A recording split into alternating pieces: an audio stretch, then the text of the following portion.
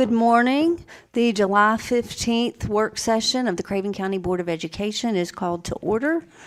Mr. Stout, would you please take a roll call of the board? Present. Ms. Amy Davis. Present. Ms. Darlene Gibbs. Present. Mr. Lee Kirkman. Present. Ms. Laura Kitzinger. Present. Ms. Patty Mason. Present. Ms. Lori Spees. Present. Thank you. At this time, I would ask if there are any amendments to the agenda as presented.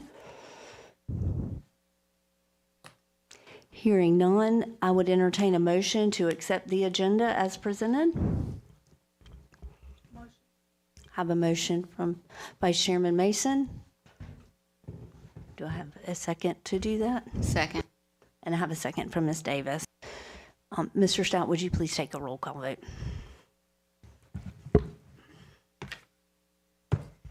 Ms. Jennifer Dacey. Yes. Ms. Amy Davis. Yes. Ms. Darlene Gibbs. Yes. Mr. Lee Kirkman. Yes. Ms. Laura Kitzinger. Yes. Ms. Patty Mason. Yes. Ms. Lori Spees. Yes, thank you. At this time, I would ask Ms. Amy Davis to review the safety procedures. In the event of a fire emergency, we will split the room in half. The right side of the room will exit out of the door to my left. The left side of the room will exit out of the door to my right. Those moving to my right will go out into the parking lot towards the bagel shop. Those moving to my left will go out to the digital sign near Glen Burnie Street and get as far away from the building until the fire department comes and clears the building. Thank you. At this time, I would ask Mr. Gatchell if he would please lead us in the invocation.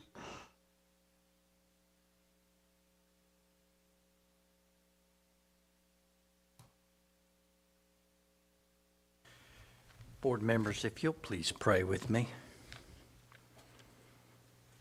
Heavenly Father, our shepherd, we listen for your voice.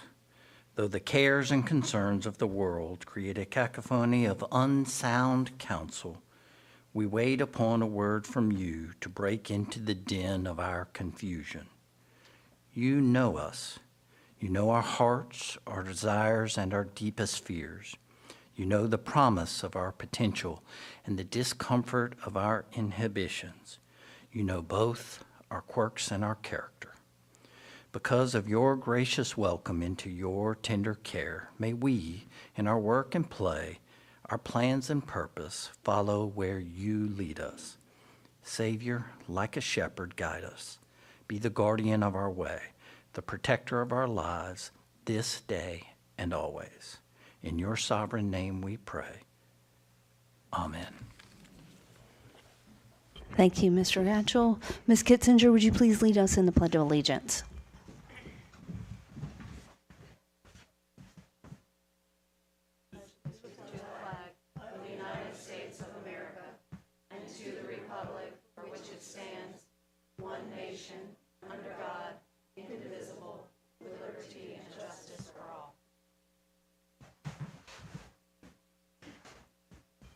Thank you. At this time, we want to welcome our guests. I want to welcome our Principal and Teacher of the Year. We have Ms. Caroline Godwin with us, and our Teacher of the Year, Margaret Jackson from Grover C. Fields. And I'll just kind of scanning the room to see if we have any elected officials with us here today. I don't see any. I see some principals in the room, and I thank you all for being here today. And we thank all of our guests that are here today. I also want to note that last month, if you're a regular tuner in of the Board of Education meetings, we had some audio and visual issues last month, but we have addressed those thanks to Mr. Stout and Dr. Blunt. And so we have new audio visual equipment working this morning. And so we think it also will be a better experience for the people who join us live stream and who go back to watch the video later. You should be able to see the full board. And as such, because you can now see the full board on camera, there will be some votes that we take that we will not call for a roll call vote. We'll do by raising of hands since everyone can be seen. So I did just notice someone out sitting here who is a special guest to us, and that is Suzanne Gifford. She's the Executive Director of Partners in Education. We're glad to have you here with us this morning. At this time, I would call up Jennifer Wagner to give us a district update.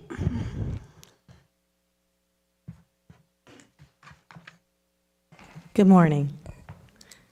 Good morning. So I have the pleasure of sharing with you our July district highlights. And to start with, I wanted to give a nice shout out to our engaging summer reading program. All qualifying second and third grade students from all elementary schools were invited to attend this year's camp from June 5th to June 19th. And our host sites this year were James W. Smith Elementary, Vanceboro Farm Life Elementary, Bridgeton Elementary, Trent Park Elementary, J.T. Barber Elementary, Brinson Memorial, W.J. Gerganis, and Havelock Elementary School. We had a total of 156 second graders and 86 third graders attend the Read to Achieve summer camp at the 8 locations across the county.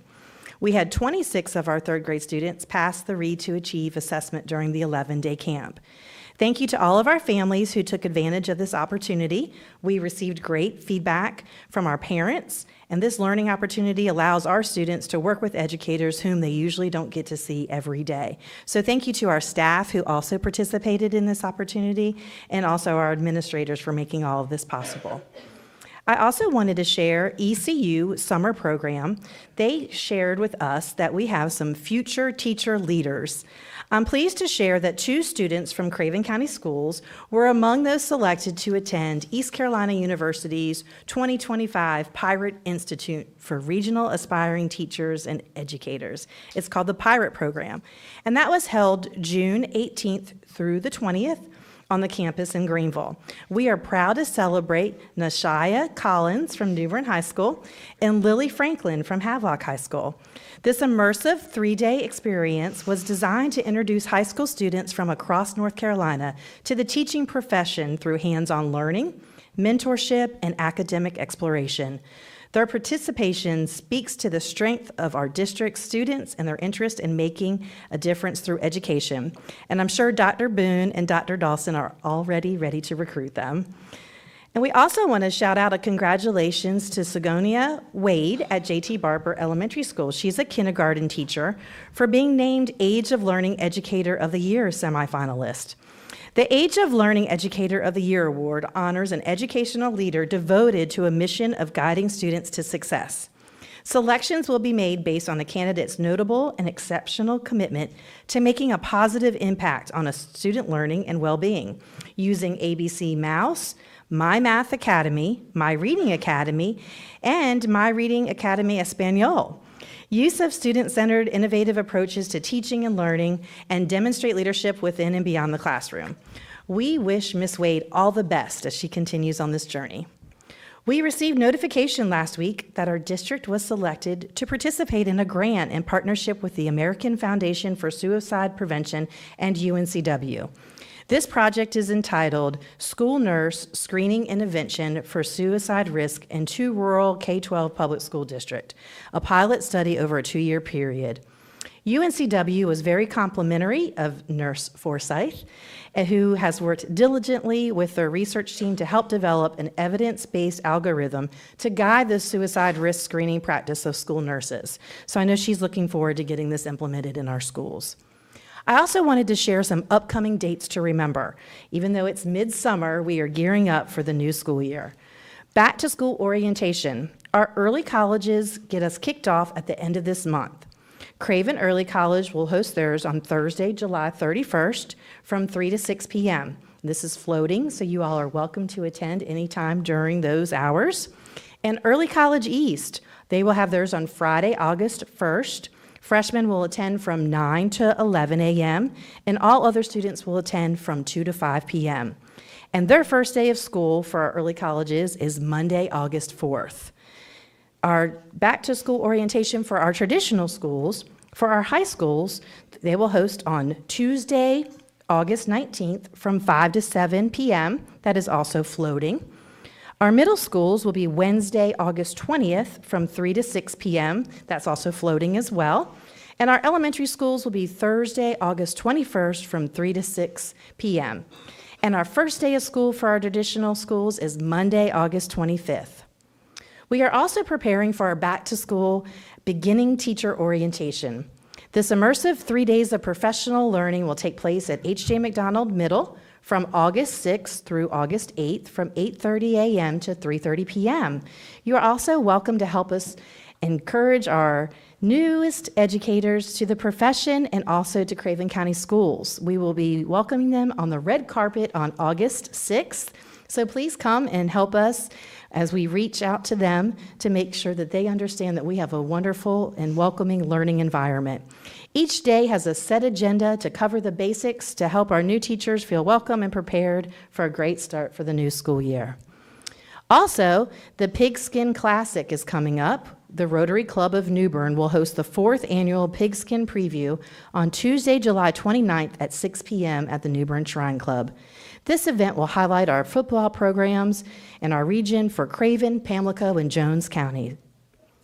West Craven High School is also doing a highlight event. They're excited to host the Eagle Fest on August 5th from 6 to 8 p.m. This is a high-energy event where their student athletes, clubs, and organizations will be on hand to showcase their work and generate school pride. Eagle Fest is designed to bring people together, spark excitement, and make connections before the new school year begins. Also, yesterday afternoon, we received great news. A special congratulations to Miss Holly Tolston. She was selected and has been named the Southeast Region CTE Administrator of the Year at the 2025 North Carolina CTE Summer Conference. This esteemed recognition highlights Ms. Tolston's outstanding leadership, her dedication to student success, and her unwavering commitment to growing high-quality CTE programs across the county. Under her guidance, Craven County Schools has expanded opportunities for students in career pathways, earned industry-recognized credentials, and strengthened partnerships with local businesses and higher education institutions. As the Southeast Region honoree, Ms. Tolston now advances to the next stage in the statewide recognition process. She will participate in a rigorous application and interview process in February 2026, where she will be considered for the title of the North Carolina CTE Administrator of the Year. We are extremely proud of Ms. Tolston for this special recognition. And last but not least, Ms. Spees touched on M4 Media. So we would like to welcome M4 Media to our board session today. They have assessed our boardroom and will install new equipment so our streaming and sound are high quality for our stakeholders. We look forward to working with them through this transition and new partnership. And we also want to do a shout out to our technology crew for also making the magic happen behind the scenes. That concludes my report. Thank you, Ms. Wagner. Yes, Ms. Kitzinger? I didn't hear anything about a convocation. Are we not having one this year, or? We are not having a convocation this year, so we are allowing our principals to be able to set the tone and climate in their schools to be able to get ready for the new school year. Okay. Okay, thank you. Yes, Ms. Stacy?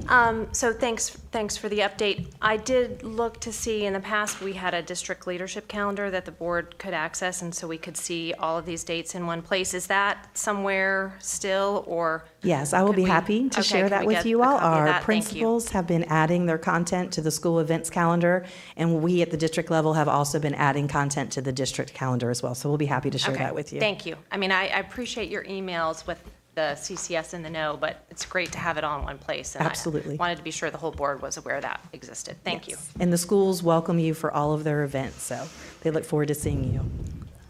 Thank you, Ms. Wagner. And before we move on to, or were there any more questions or comments for Ms. Wagner? Okay, thank you. Before we move on to the next agenda item, which is our public input. I do want to take a moment to introduce our interim Assistant Superintendent of Operations, Dr. Stuart Blunt, who is not an unfamiliar face here, but he's with us officially starting July 1st, and so we're glad to have you here with us today. Our next agenda item is the public input, and I would ask Ms. Mason if she would facilitate the public input. Miss Cleopatra Hargett Lawton, I'm sorry if I mispronounced it. Oh, I got something right.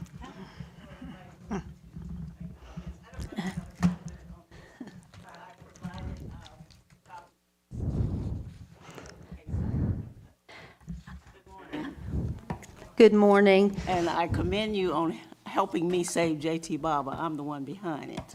It was my alma mater, and when I first moved back here 3 years ago, I appealed to you, not this board, some of you were here, to save J.T. Barber, and I'm so proud to say that you have made it an award-winning school, and it's my alma mater. Grover C. Fields taught me chemistry there, and I just could not see it not survive when I moved back 3 years ago. I greet you because I've been involved for the 3 years I've been here in watching your board meetings and trying to be involved with Superintendent Miller and other superintendents who have been here. I greet you today as a member of Superintendent Miller's focus group on Havelock Middle School merger, and also as the coordinator for a coalition that we have formed to restore, preserve, and keep West Street F.R. Daniels School, our historic school, as a monument to the history of this city, this nation, and this state. Greetings, honorable board members of Craven County Schools. Please excuse any misspellings or typographical errors. My secretary, who I just got, typed this. School staff, community members, and friends.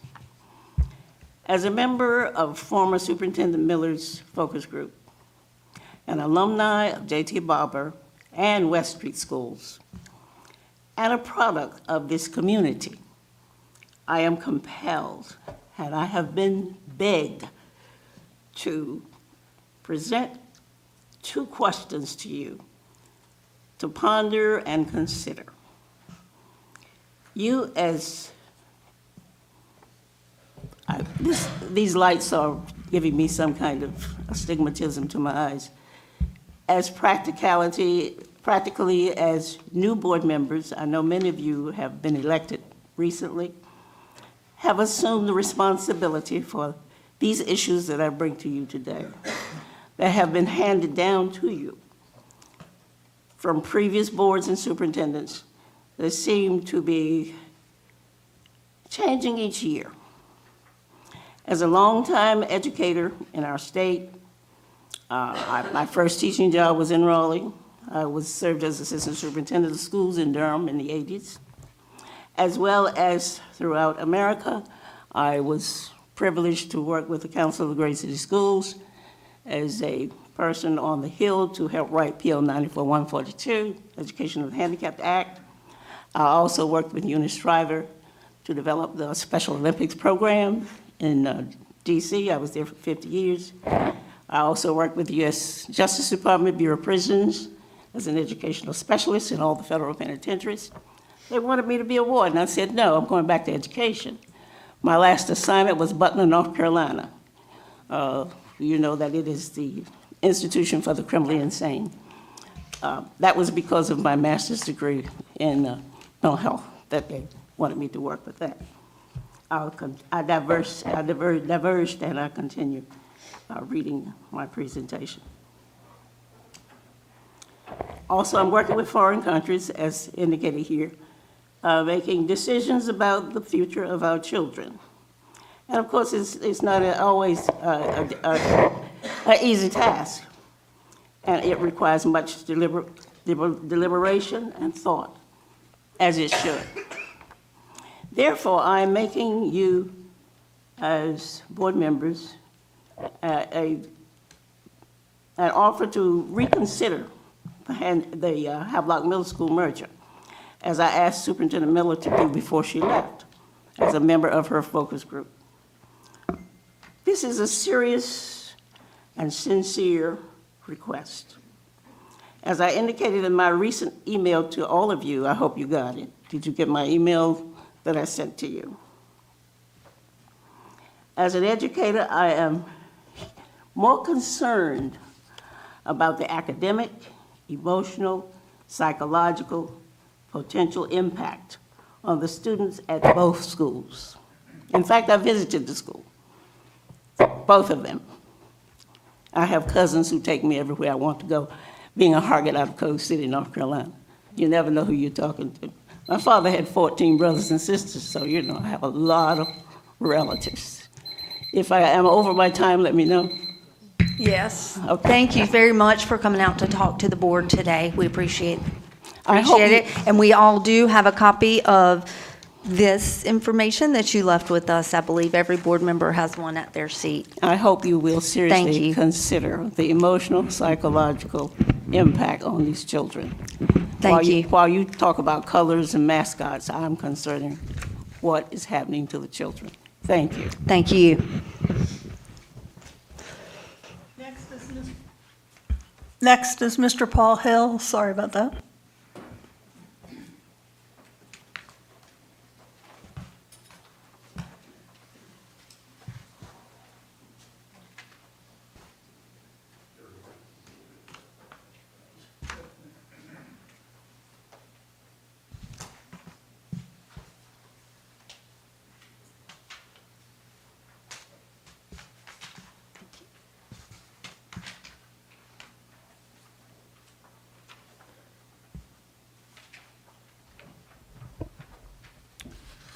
My name is Paul Hill. I'm from 914 Crooked Creek Drive here in New Bern.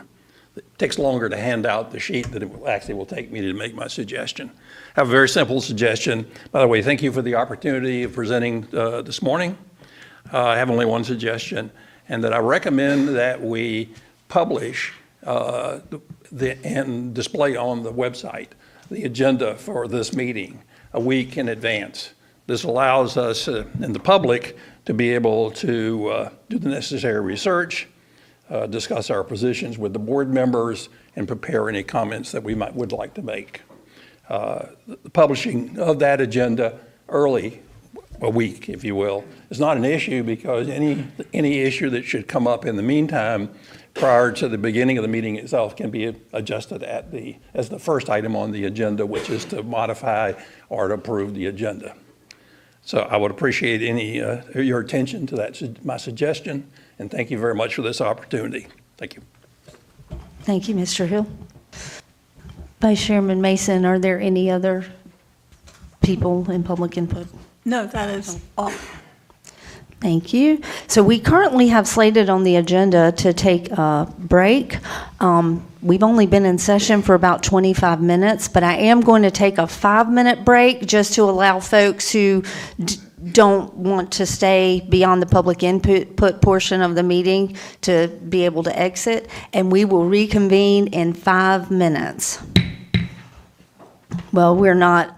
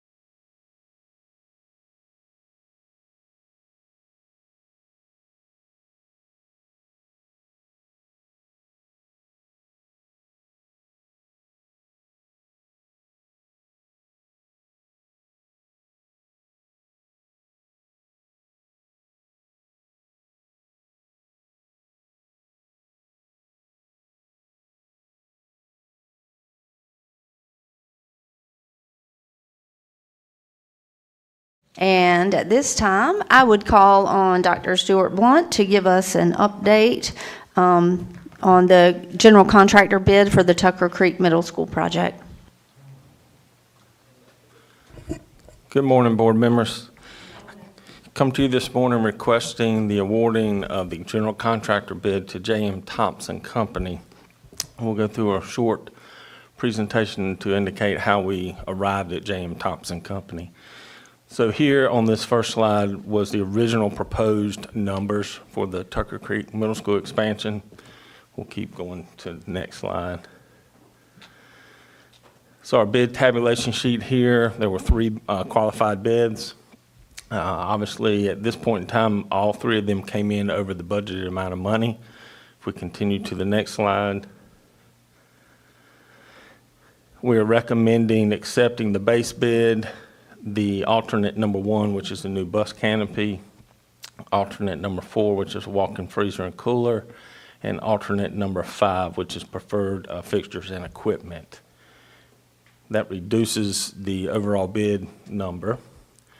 Then next, there's a process called value engineering, which essentially is a systematic process that allows you to look at the total project and try to figure out more economical ways to accomplish the same goal and not decrease functionality of the project as a whole. Going through that process, we were able to trim off the $179,100 to the price. As you go to the next slide, this gives you a total project budget, contractor at $16,144,400. Planning and architectural was 1.8 for that subtotal of 17.9, and our total grant dollars awarded between the grant and matching from the county is $17,996,750, and I'm happy to present to you for awarding a project that is under budget. I will be glad to entertain any questions. Okay. I would entertain a motion to approve the general contractor bid as presented by Dr. Blunt. Motion. Have a motion to approve. Is there a second to that? I have a question. Yes, I was going to call for discussion after we had the motion. Do I have a second? Have a second? Is there discussion or questions? Ms. Kitzinger? So the value engineering, the items that were taken off, are those things that are just not going to happen during construction? They're not going to be, I don't think that I understand. No, they will still happen. They were just going to be done at a cheaper cost to the Okay. district. Okay, So they're still, they're still going to take place. Correct. So like the band acoustics, those are still going to happen, just cheaper. correct. Okay, But not losing functionality of the panels. okay. There additional? Yes, Ms. Dacey? So can you expound on that a little bit? In some cases, I think you indicated that you would potentially take on some of this work, the district would take it on ourselves. Is that the case? Yes, Some ma'am, if portions you- of this? Yes, if you'll go backwards on the slides, the 2 alternates that are there. So alternate 2, the physical education storage building, and alternate 3, a paved fire lane. After doing some research and getting some preliminary quotes, we can accomplish those 2 items much cheaper out of our existing capital outlay over the next 2 years. With the general, or the rough estimate was to be able to accomplish both of those for just a little over $100,000. Okay, and we're talking about in that situation with regard to the physical education building, you're talking about essentially one of those field house sheds that we have on numerous campuses, right? Something that's out, It would just be a storage building for Right. outdoor equipment. Okay. Yes, ma'am. thank you. Are there any other questions or discussion? That's why we're doing it. Hearing none, I had a motion and a second to approve the general contractor bid as presented by Dr. Blunt. And Mr. Stout, I would ask you to take a roll call vote.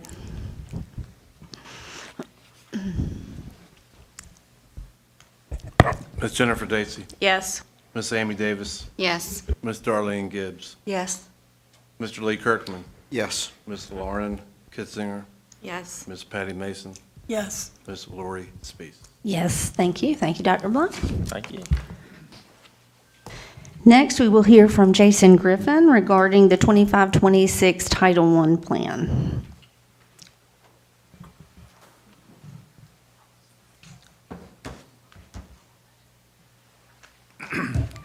Good morning, members of the board, and to our attendees here in person and also online. Each year, we bring forth the Title I plan for the new school year.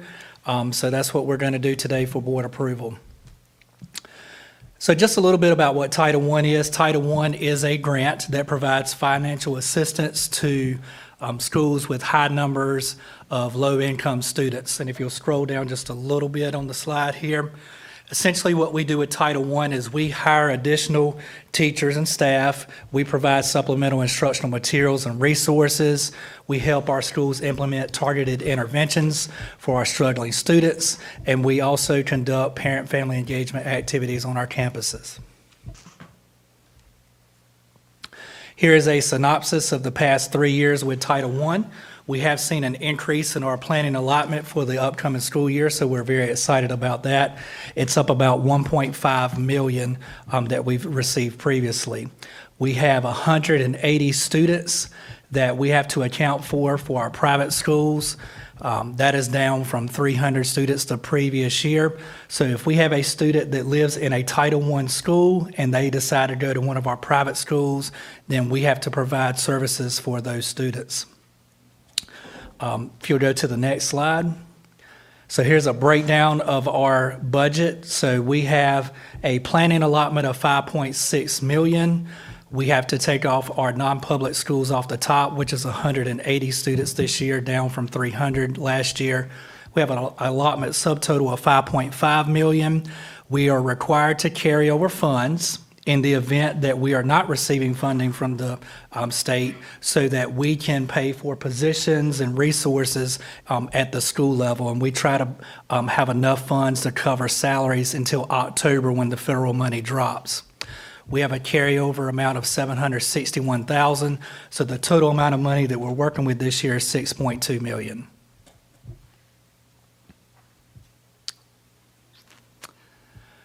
So we have two types of set-asides with Title I. We have district-level set-asides, and then we have school-level set-asides. So at the district level, for our district admin portion, you can see the numbers there. Those are salaries that have been moved over from the local budget. District initiatives, you hear us talk about Lexia Core 5, and then we have carryover funds that are placed in that district initiative, beginning with the end in mind, thinking about next year. We've already got funds in that line item that will not be touched. You can see our parent-family engagement. We have $20,000 roughly that we set aside at the district level for district-wide parent-family engagement events. We have increased the amount of pre-K set aside to $1.1 million, and that is predominantly going to be paying for positions. Our homeless, workers' comp, short-term disability, foster set aside, those numbers are consistent with what they've been the past 7 years. And then we have an indirect cost, which is what we are allowed to pull out of this grant to have our business department recoup funds for auditing, purchasing, and funds that would have been spent there, but that is pulled out of the grant. And then the last slide is for our 17 Title I schools. We have 3 poverty bands in which our schools are broken down into. The first 13 schools here, these are all CEP schools. Our school nutrition department last month talked about what CEP schools were. Those are the students to get 100% free and reduced lunch. So those are at the top of the list. The second poverty band would be Bangor and Brentston. So they get just a little bit less per student. It's like $600 per student. And then you've got AWE and WJG at the bottom in the third poverty band. So you can see that the total amount that the schools will get is $3.5 million. If you'll scroll just a little bit up so I can show everyone the breakdown. So the schools get an allocation, and at the school level, because they have positions like classroom reduction positions in grades 4 or 5, where they might have some enhancement positions that they're paying for, we do a reserve carryover of 10%, so they do not get to spend that money, because that's to help pay for positions between July and October. They've got parent-family engagement funds. They are required to do 3 parent-family engagement events a year, and then they see their total allotment on the right-hand side there. That's Title I. I'll entertain any questions. Are there questions for Mr. Griffin? Yes, Ms. Stacy. So thank you for your presentation. It's always helpful to see all these numbers. So I know we've talked about this a little bit, but for the benefit of the public, can you hazard a guess as to why our allotment has increased? We don't have any new Title I schools this year, correct? We do not. So there are a number of different reasons why this might be happening. I know there's a formula involved. We haven't done a census, so it's not different census numbers. But I'm just wondering, do you have any gut feeling? Do we have a higher poverty rate? We do. We So- do. Our numbers have gone up, and for the board and the public. So when we look at our essentially free and reduced lunch numbers, Right. we're looking at all 26 schools. Right. So it's not just Title I. So we've increased numbers on all of our campuses. Okay, all right, so that explains some of this, obviously, which is good for us to know and to understand, and frankly, not surprising, given sort of the economic factors that we've had here recently. I know there's a lot of general discussion and concern about federal budgeting as well, so can you speak just a moment to, we expect no problems with this money dropping. It's other titles that we may see some issues with. So titles 2, 3, and 4, I think, are the ones where we may have some money slow to drop, correct? Yes. And just to, reiterate what you're saying here, there's no issues with Title I. That money's not being held up. We should get it on schedule in October. As of July 1st, we have not received at the state level approximately 160-some million that goes across statewide for Title II, which is like our beginning teacher support programs that you hear various members of our team talk about. Title III is mainly like tutoring type positions, and then Right. Title IV would be like our MTSS interventions and program that are currently being held and not released to the state. Okay, I'm hoping, just from some stuff that I'm hearing, I'm hoping that we're going to get it released sooner rather than later. But those allotments are also up for the district as well. So the Okay. sooner we can get them, the better. okay, great. Now, I know we also decreased, if you go back to the earlier slide, we went from 300 students this past school year that were coming out of this money because they were going to non-public schools. And we've reduced that from 300 to 180.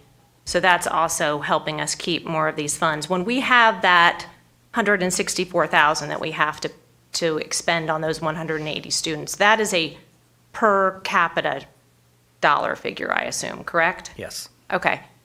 But if you could clarify, because I think people are always amazed that this is what's happening, and I think that this is one of the ways that members of the public don't understand the ways in which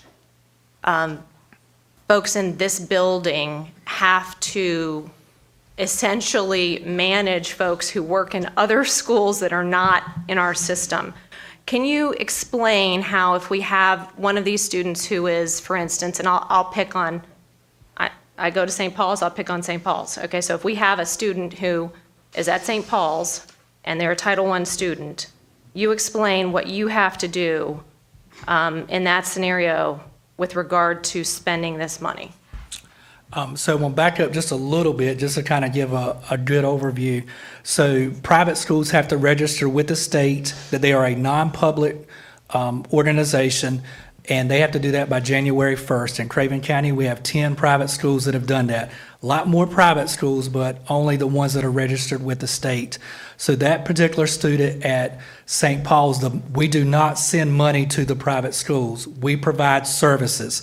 And those services are just like we would do for our employees here. So if they wanted, if St. Paul wanted to hire a tutor, I'm the one that has to advertise the position. I have to hire the tutor. I'm also the direct supervisor to that tutor. So if they buy computers, same thing. I have to do the purchasing for them. So when we say we're providing a service, that's essentially what we're doing for those schools. Okay, thank you. I think it's helpful for the public to understand that's what's happening here. In addition to what you have to do for our 26 schools. Yes. Thank you. Are there any other questions for Mr. Griffin? Hearing none, I would entertain a motion to approve the Title I plan for 25-26 year as presented by Mr. Griffin. Motion. I have a motion from Ms. Second. Gibbs and a second from Ms. Dacey. Mr. Stout, would you please take a roll call vote? Ms. Jennifer Dacey, Yes. Ms. Amy Davis, Yes. Ms. Darlene Gibbs, Yes.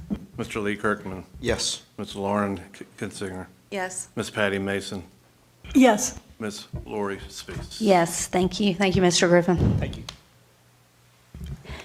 Next, I would ask Ms. Luann Forsythe to come up and talk to us about the Emergis Healthcare Nurses contract. This is also an item that will be seeking approval. Good morning, board members. Today, I come before you with the Emergis School Nursing Contract, which would begin on August 1st of 2025, and it would end on June 30th of 2026. I bring before you the recommendation to approve the contract to not exceed $450,000, which would cover our school nurses that are contracted. By approving this contract, that enables Craven County Schools to maintain a nurse in every school. Are there any questions for me? Are there any questions for Ms. Forsythe? Yes, Ms. Dacey. So Ms. Forsythe, can you clarify, I recall last year's contract was more like in the neighborhood of in excess of 600,000. So can you explain a little bit about what you've done in order to try and save money on this contract? So last year's contract was not to exceed $650,875. At that point, that contract was going to serve us to have 10 contract nurses. We have now moved over some contract nurses into our Craven County Schools team. So this $450,000, which is clearly a reduction from last year's contract, would approve us for 7 nurses. But what we've been able to do to reduce that is I've looked at the acuity and the ADMs of different schools in our district. So for those schools, we would reduce the hours for those particular nurses from 35 hours to 30 hours. And that's actually in the contract with the list of those schools. If we choose not to do that, then there will be some schools that will not have a nurse, and they will have to share with another school. Okay. And one follow-up. Can you clarify for the benefit of the public especially, all of our nurses who work under this contract have the same qualifications and certifications as our Craven County Schools employed nurses, correct? So all of our nurses within Craven County Schools all have a 4-year BSN degree. The contract nurses have that as well. But with Craven County Schools, the state, there's a general statute that requires that within 3 years of hire, that a school nurse must sit for their national school nurse boards. And to be able to be eligible to sit for those boards, you have to have a 4-year degree, a bachelor's of science in nursing. So that is why we have to follow the general statute.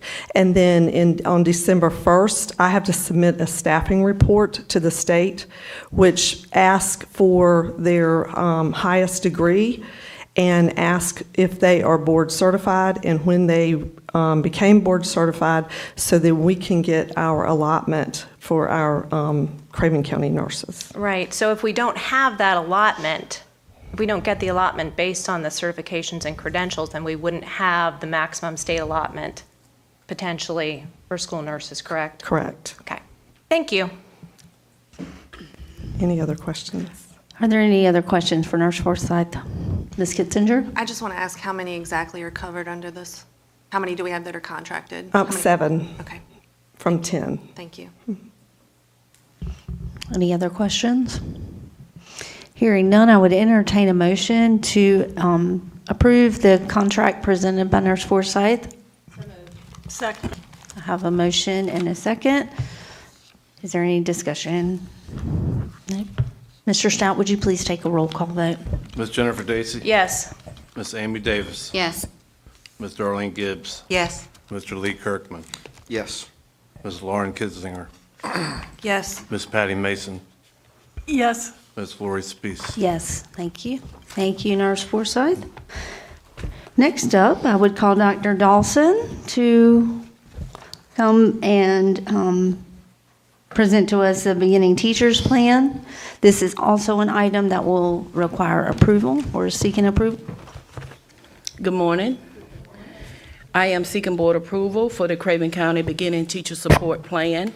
This plan is developed in compliance with the North Carolina State Board of Education Policy TCED 016, which outlines the requirements for school districts to support beginning teachers through structured induction, mentoring, and professional development. The purpose of this plan is to ensure alignment with the state standards and to promote the growth, support, and retention of high-quality educators during crucial years. In essential, this plan is and will outline how we're going to support beginning teachers in Craven County. We have revised the leadership structure of the Beginning Teacher Support Plan. Previously, the program operated with 5 district beginning teacher mentors serving across the district. Now this structure has been streamlined and replaced with 2 district beginning teacher coordinators. The coordinators will assume expanded responsibilities, including overseeing the induction and mentoring process, support the school-based mentors, coordinate professional development, align with the state standards, and ensure that the state board policy is in compliance. And lastly, they're going to monitor and evaluate the effectiveness of the program. Now, the mentors will be assigned and based at each school. So every 2 years, this plan has to be reviewed and revised by the board and by the North Carolina Department of Public Instruction. Once I receive your approval today, I will send it to DPI for the final approval. Are there any questions? Are there any questions for Dr. Dawson? Yes, Ms. Dacey. Thank you, Dr. Dawson, for your presentation. I know this has evolved a little bit, and hopefully you'll get all the funding that you are supposed to get to support this program. But that is one of the potential areas I know where federal money may be slow to come, correct? Yes, Okay. Title II. All right. Okay. Well, Okay. we have to roll with the punches, I guess. We have been rolling with the punches. All right. Thank you, ma'am. Thank you. And I would say, for the benefit of the public, one positive thing about the restructuring of the beginning teachers is that there is a focus on bringing teacher mentors closer to the building level, and I think that can't be a bad thing. So thank you for presenting that this morning. If there are no other, Ms. Mason? Yeah. For the mentors that are in the schools, will they be receiving a stipend, and out of what pot of money is that being paid for? Yes, they will receive a stipend. It will come out of Title II. The stipend will be it'll be tiered based on the status of the beginning teacher. For example, BT1s, I can go ahead and give you that. They should, if the mentor is serving a BT1, they will receive $1,000 per semester. If they're serving BT2s, it'll be $750 per semester. And if they're serving BT3s, it should be $500 per semester. So we're trying to give our teachers more leadership roles, and this is a way to compensate their efforts. Thank you. Okay. Any other questions, discussions, comments? Hearing none, I would ask for a motion to approve the beginning teacher plan as presented by Dr. Dawson. So moved. Second. I have a motion and a second to do that. Mr. Stout, would you please take a roll call vote? Ms. Jennifer Dacey. Yes. Ms. Amy Davis. Yes. Ms. Darlene Gibbs. Yes. Mr. Lee Kirkman. Yes. Ms. Lauren Kitzinger. Yes. Ms. Patty Mason. Yes. Ms. Lori Spees. Yes, thank you. Thank you, Dr. Dawson. Thank you. Y'all have a good day. At this time, we have a break slotted in the agenda. And I am going to call for a 5-minute break, and we will be back in 5 minutes.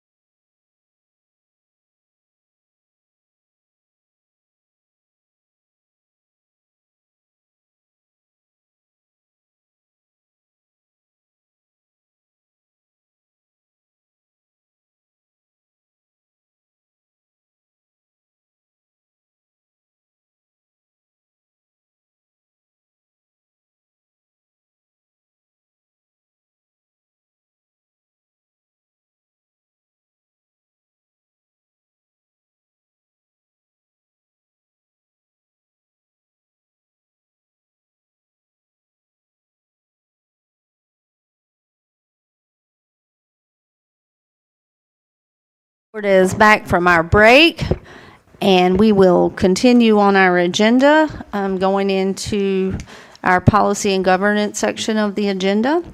And the first item is a policy that requires approval. Approval is the rescission of a policy by the North Carolina School Boards Association, and it is 7232, discrimination and harassment in the workplace. And I think it's, if you could, pull the policy up, that would be great.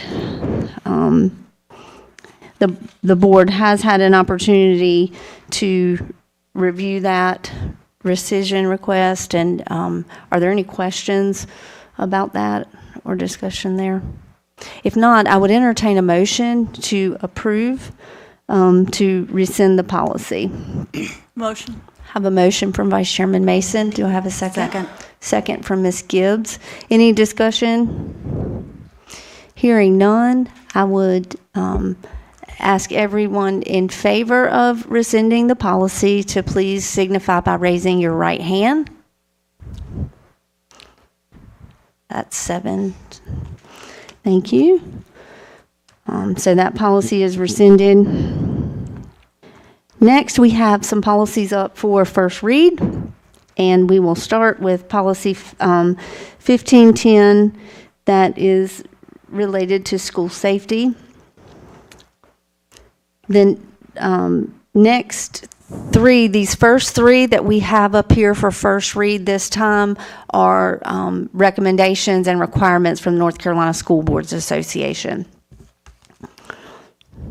And again, the board has had an opportunity to review these.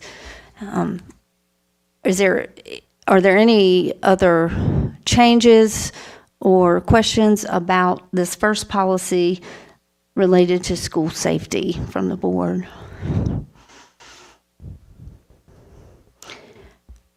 Okay. Then after we go through these next two, I'm going to entertain a motion to move these three policies into second read. So the next one is policy 1742, and it is responding to concerns. Again, the board has had an opportunity, the board members have had an opportunity to review these changes that are proposed by the School Boards Association. Are there any other questions or modifications from our board? Hearing none, I would move on to policy 4040, staff-student relations.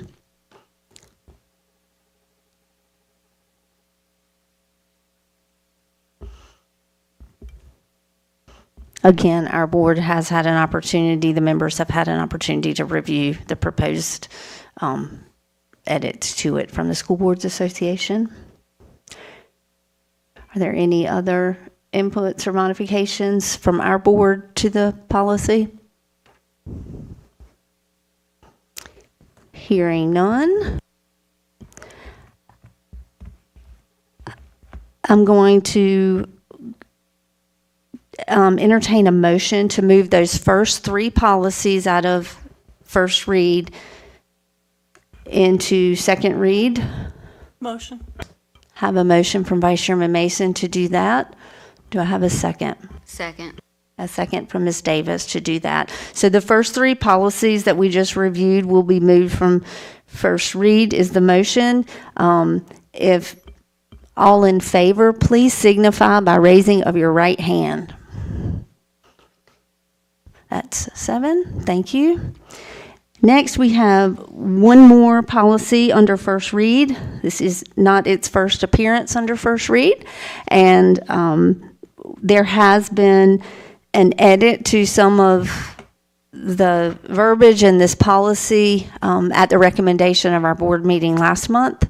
And so if we could pull that up on the screen and scroll down, I think it will appear in red right there. Okay. So from our first read last month, it was recommended that we would keep the or we would have the signing authority for superintendent up to $90,000, but we wanted some additional verbiage that says that the superintendent would keep the board informed. And so that's what you see in red, that the superintendent shall disclose to the board on a monthly basis all contracts to be executed that fall below the established threshold requiring prior board approval. These changes, we discussed them last month. They were made yesterday. I believe all the board members have had an opportunity to review them. Mr. Gatchell, did you have any?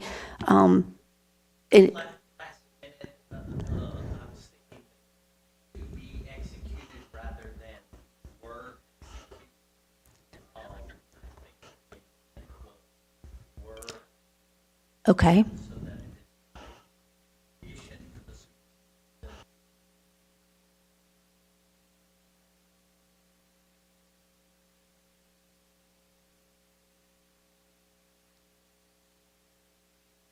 Okay, thank you. So,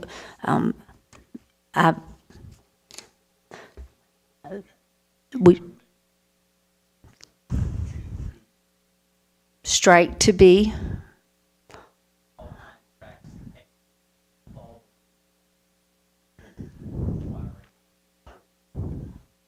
Okay, thank you. So I'm hearing that we should strike the verbiage to be. Is there any? Yes, Ms. Stacy. So the version that is up on the screen is the one that I edited to add to be. And I did that because of some experience that I've shared with the board in which the board was not notified about contracts and purchases that came right up to the $90,000 threshold. And while I hear Mr. Gatchell's concern, I have my own concerns about being notified when we are expending funds or entering into contracts ahead of doing so. I think it shouldn't be too much to ask. I don't even think it needs to be monthly. It could be quarterly. And I don't think it's a condition. But my position remains the same. I think that we are entitled to know, particularly when we're in the budget situation that we are in, about expenditures of funds, whether or not they require board approval. We're responsible for them. Any other comments or questions on that? Yes. Yes, Ms. Mason? So, Ms. Stacy, you're just asking for notification. You're not, okay, you're just asking for a drop notification so you know it's occurring. Yeah, I mean, I don't know why that's too much to ask. I mean, we should be regularly predicting what our expenses are going to be in the next quarter, the next 6 months, the next budget year, right? Those are things that we should be forecasting. So I don't, now, with that said, we know that there are emergent issues, right? Everybody who lives here has lived through a hurricane or two. Things happen on an emergent basis. I get that. But I do think that the taxpayers and this board need to be sensitive to, you know, when purchase orders add up to $89,000 and some odd cents, I think we should know. But this would include purchase orders at $20,000 at any dollar amount, right? Sure. I mean, I don't think that's a difficult thing to run, do you? No, I don't. So I would say that there is an instance that Ms. Stacy is referring to where we had a vendor and we ended up paying them over some period of time, a little under $90,000. I concur with Mr. Gatchell that things within the threshold are not a 2B. And so I don't know what the purpose of allowing the superintendent to have a threshold of $90,000 if we're not going to allow the superintendent to operate under that.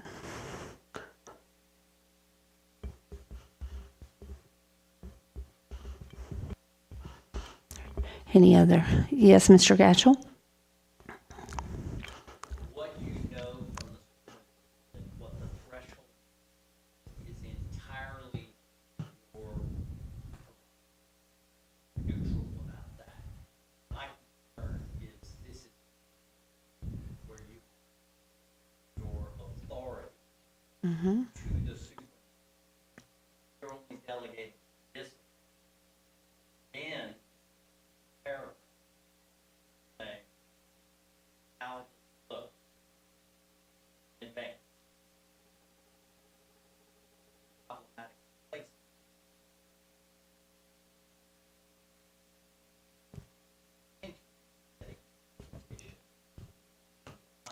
Now, you same thing in the superintendent board relations.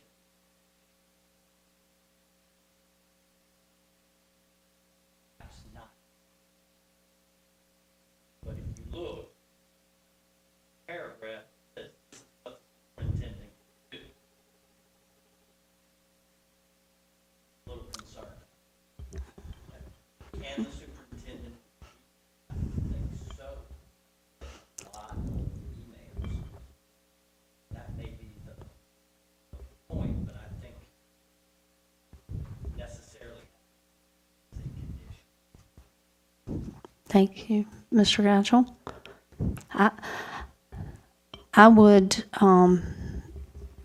I would entertain a motion to accept the wording change proposed by our legal counsel in this policy and move it to a second reading.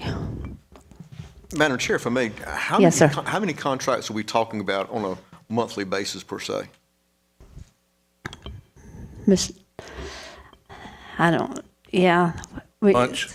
There's a number of contracts will come across my desk that are well under the 90,000.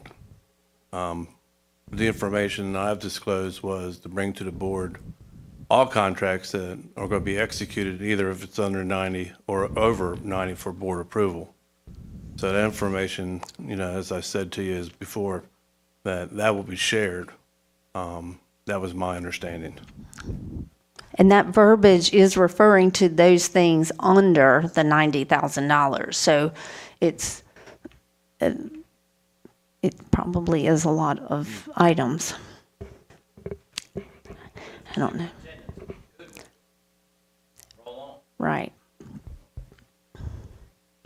What I was saying was, when I do make the purchase of anything under 90, that I would bring that to the board for your understanding of what we purchased, not for prior approval up to 90,000.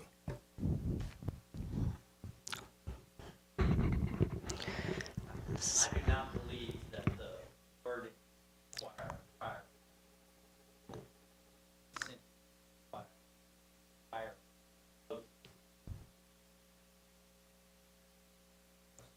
Doesn't say totality.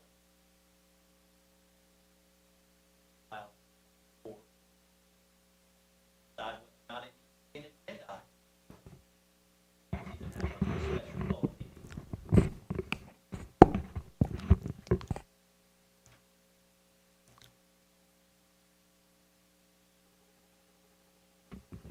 And of course, I'd be happy to discuss the matter in closed session.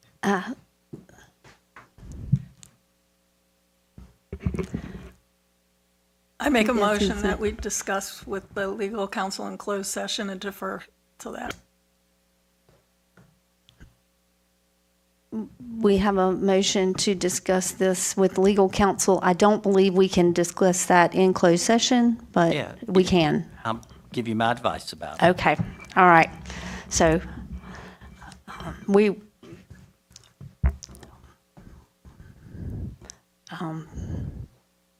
so we will, I have a motion on the table to discuss this policy additionally with legal counsel. Do I have a second to do that? A second. Have a second from Ms. Gibbs to do that.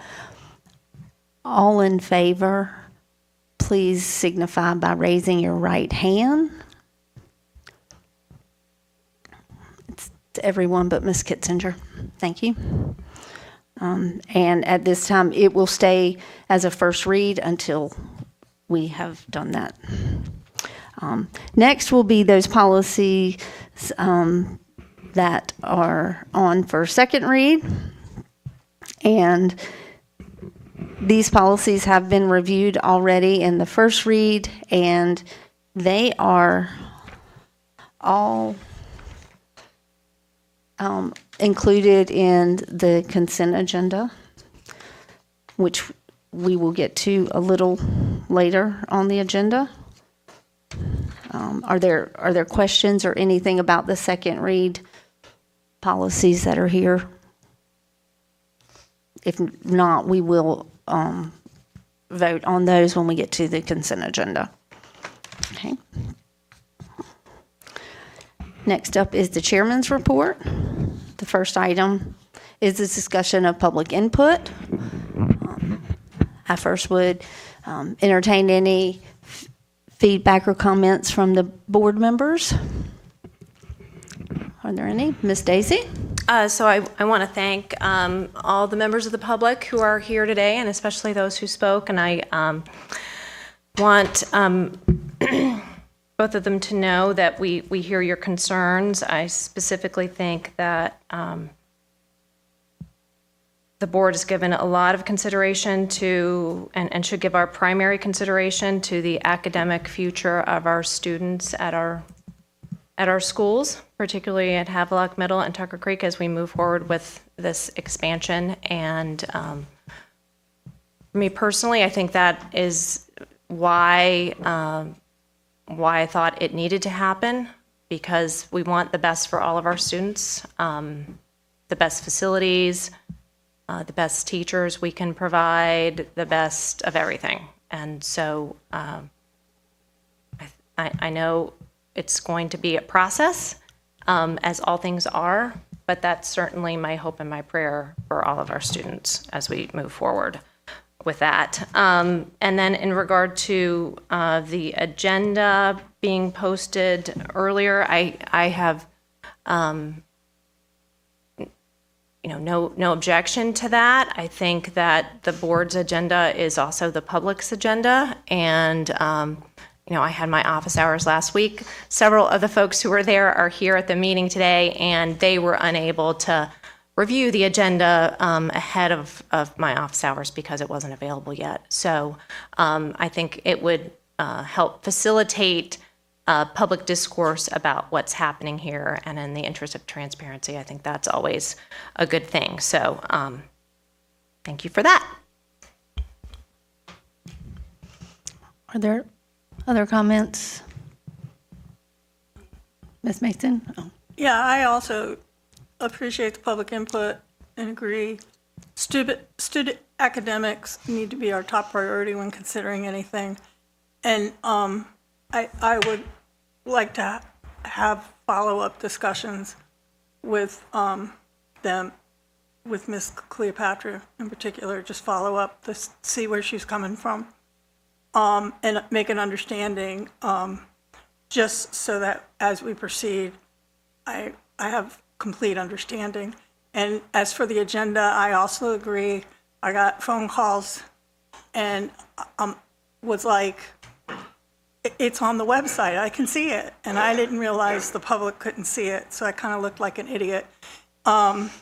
So I really do agree with posting the agenda a week in advance, because it's just general good practice when you go to a meeting, even if you're not participating, to read the agenda and know what's being discussed. And I agree that if the agenda needs to be changed, we just handle that at the beginning of the meeting, and it's not a big deal. Any other comments? I would also like to thank the members of the public who came to speak to us today. I'm always very thankful for that, and we appreciate that you take the time to express your concerns. And Ms. Hargett, we appreciate, as you have sent emails to the board members. Mr. Hill, you have before sent emails to the board members, and so we just appreciate that you do try to stay engaged with what's going on in Craven County Schools. Thank you all for coming out here today.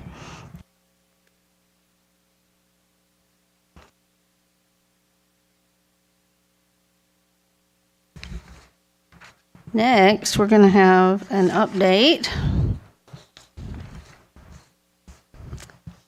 We're going to talk about the feedback. From last month, we had an update on the Tucker Creek Havelock Middle School merger, the Tucker Creek expansion project.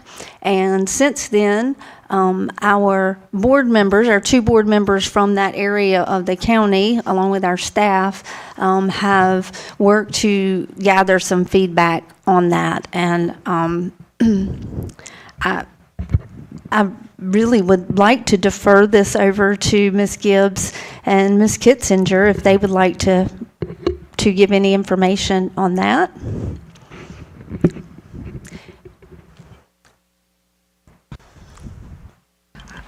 I don't know how to present this stuff. Okay, so we sent out a survey. Jennifer, I'm not good at this.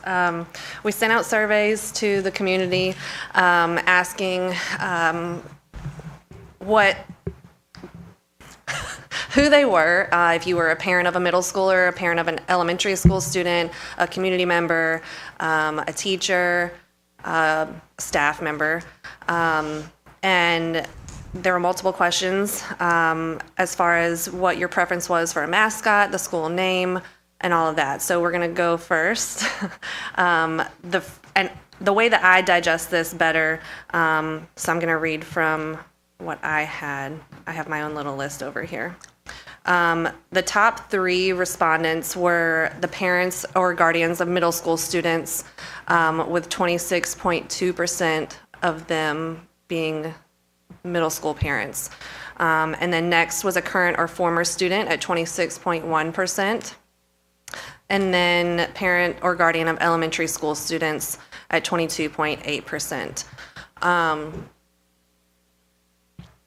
And then community members with no children in school was 20% at 246 responses, and Craven County Schools staff members, 205 responses at 16.8%, and other, I don't know what that would be, 151. What would that be, Jennifer? If they didn't fall into any of those other Like categories listed, What would it be? it could be somebody who doesn't Maybe a live in the grandparent. area, grandparent, Well, family member. Okay. All right, let's go to the next slide. Okay, for the school name, we gave several options: the Croatian Leadership Academy, Freedom Middle School, Heritage Middle School, Patriot Point Middle School, Unified Middle School, or the option to suggest your own name. The top 3 responses were to suggest my own name. That was 587 responses.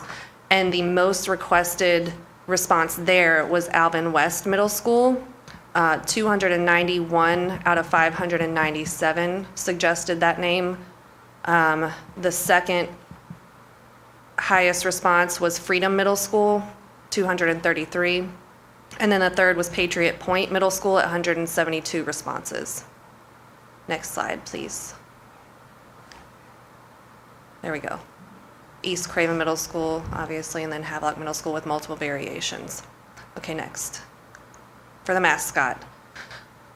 The options that we provided were the Patriots, the Falcons, Lions, Knights, Aviators, Stars, or you could suggest your own mascot.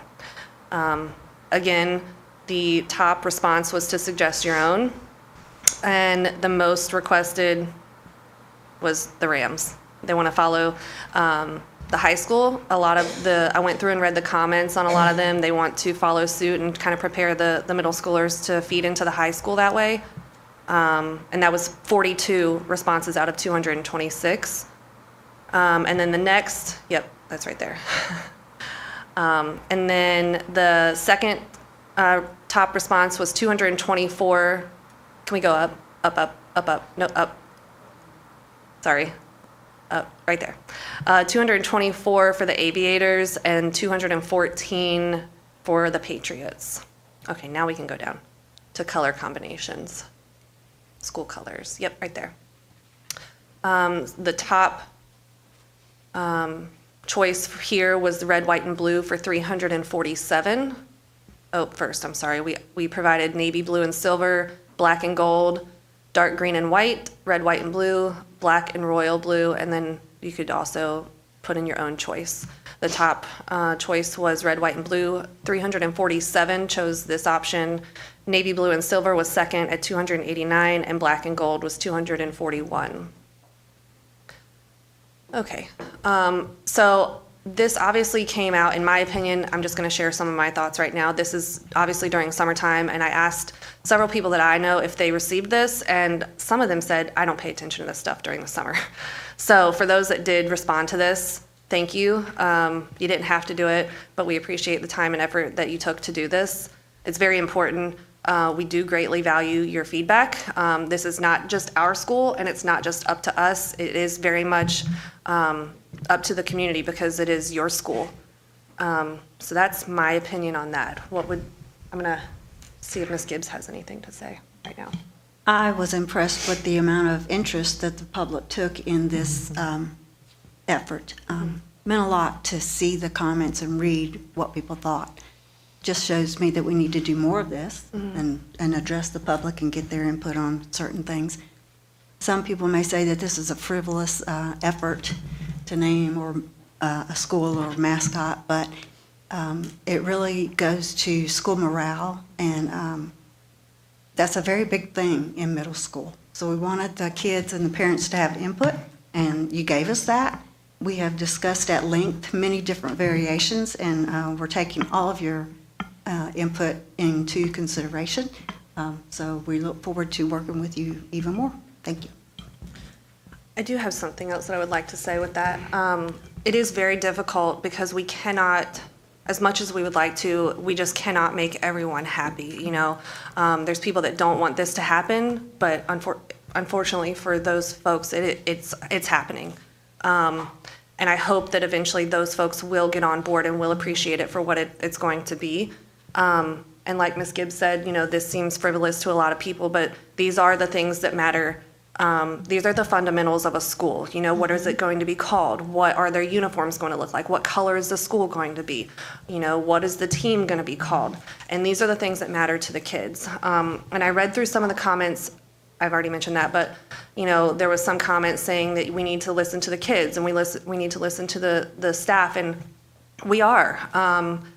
You know, a lot of our current or former students have responded. The staff has responded, but there's just so many varying ideas and opinions that we just simply cannot make everyone happy. And I hope that everyone can see that we are trying to make an effort, and we're just trying to collectively put it all together and make what makes sense of all of it and put it.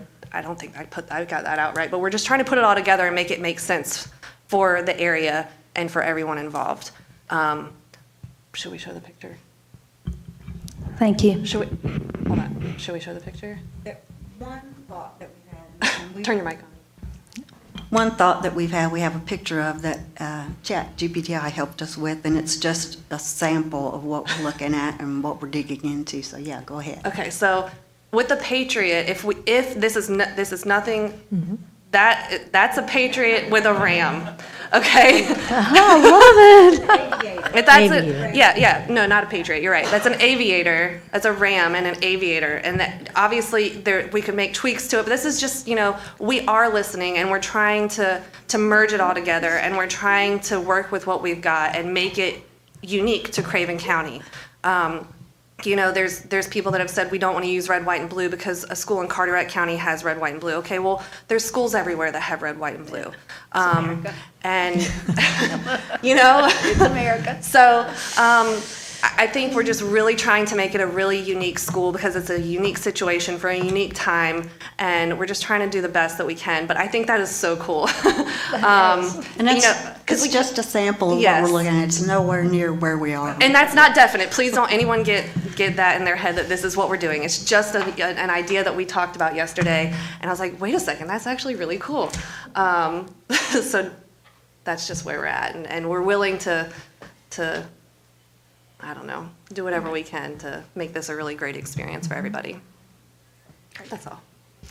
Thank you. Oh, but we do have to approve paint colors, I think. Yes, so I was going to ask, though, we do. Sorry, Jennifer. and- I needed you there for support. In the spirit of trying to keep it on track, the re-imaging of the school on track, we do need to approve paint colors. We don't have to approve the name, we don't have to approve the mascot yet, but we do need to approve paint colors.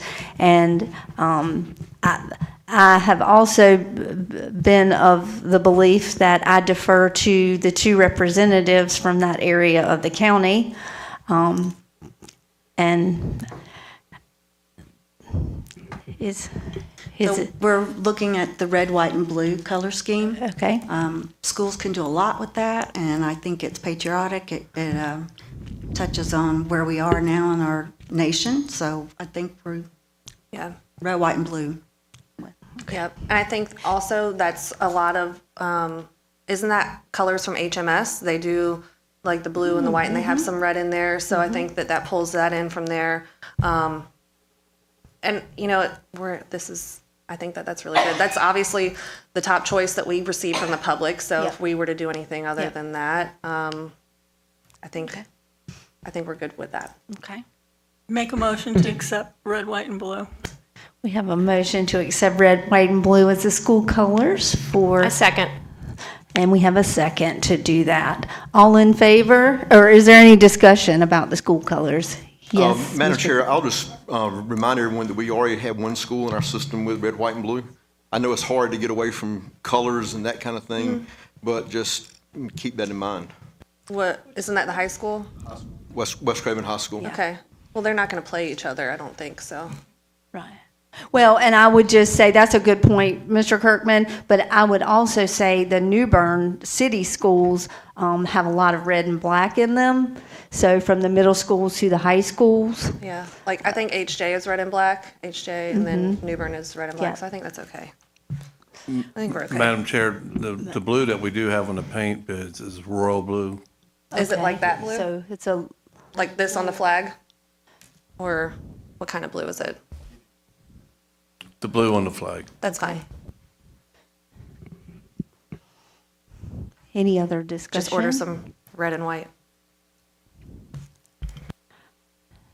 Hearing no other discussion, I would ask it all in favor of accepting the new school colors for the new Havelock Middle School. Be, if you're in favor, raise your right hand. That's everyone. So we have new school colors picked out for the Tucker Creek Havelock Middle School. Thank you, Ms. Kitzinger and Ms. Gibbs, for giving us that update and for really chasing that down in your community over the last month. The next item that I have is the 25-26 board meeting schedule.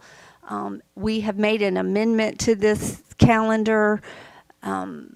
In previous months, we have talked about the graduation schedule, and so we modified the calendar, the school calendar, but we wanted to also make a modification to our board meeting schedule. So we have in May, I'm sorry, I'm just trying to find, can you scroll down just a little bit more to May? Okay, that's great. So currently in May, we have the regular board meeting on Thursday, May the 14th, and that is the spring board meeting where it's mostly dedicated to recognitions of folks in our district. And that is going to be the night or the day before the early college graduation. And so, or it's the same day, actually, as the early college graduation. And we typically have that at Grover C. Fields, and they will also be having early college graduation there. So the amendment proposal is that we would not have a board meeting on May the 14th, but on Tuesday, May the 19th, where we currently have our our work session scheduled, that we would have a work session that morning, followed by our regular meeting that evening, which would be the recognition meeting that happens in May. So the proposed amendment is that our May 2026 meeting would all happen on May the 19th. We'd have a daytime work session and an evening regular meeting, which is really our meeting of recognitions in May. Are there questions about that? Hearing none, I would entertain a motion to accept the amended board meeting schedule as presented with the May 19th date for both meetings.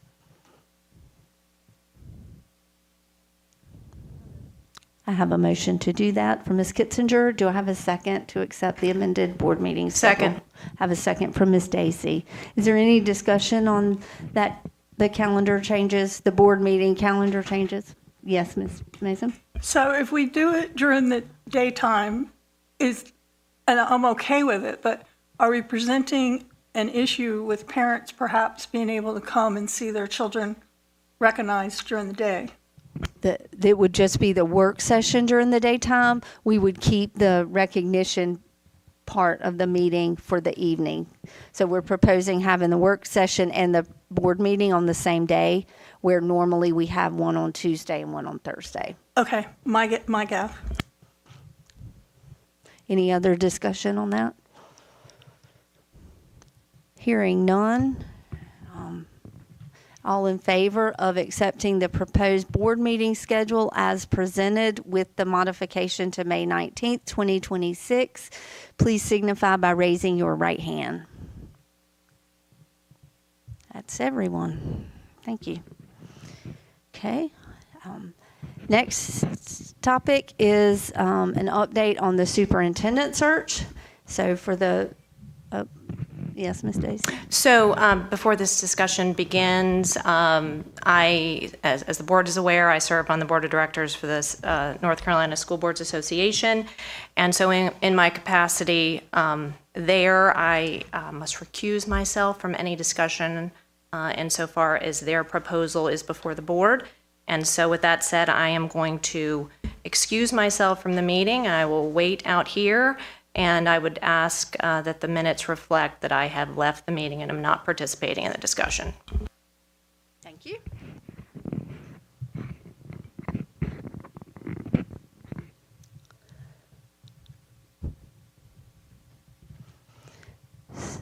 So at the request of the board, I contacted several or 4 or 5 different groups of firms that facilitate and conduct superintendent searches.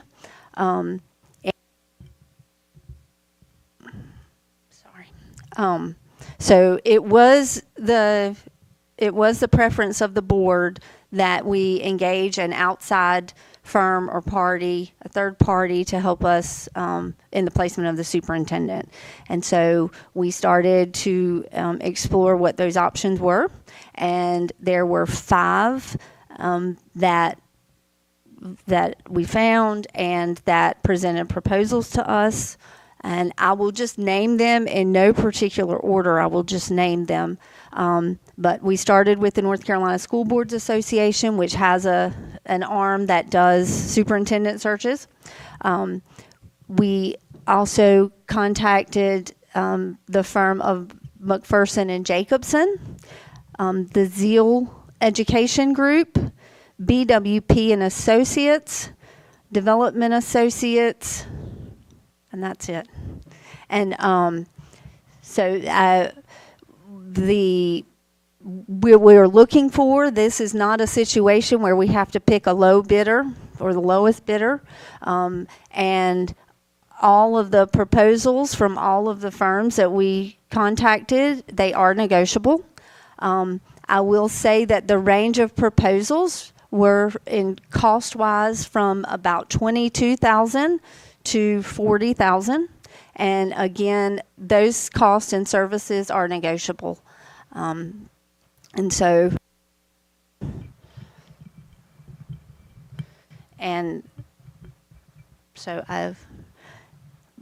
is there any, all of the board members have received proposals.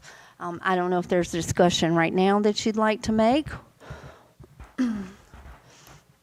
I'll say something. Yes? I reviewed 4 of them. The 5th was received last night, so I'm discounting it because if you really want consideration, you need to submit earlier to give us time to review it. You know, I do sleep at night, sometimes. I've read them, and there's 2 that I believe are contenders in my mind. That would be the McPherson and the NCBA, and I am listing them in my preference order.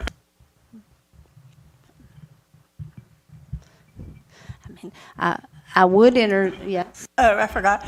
What I like about McPherson is they actually go out and recruit.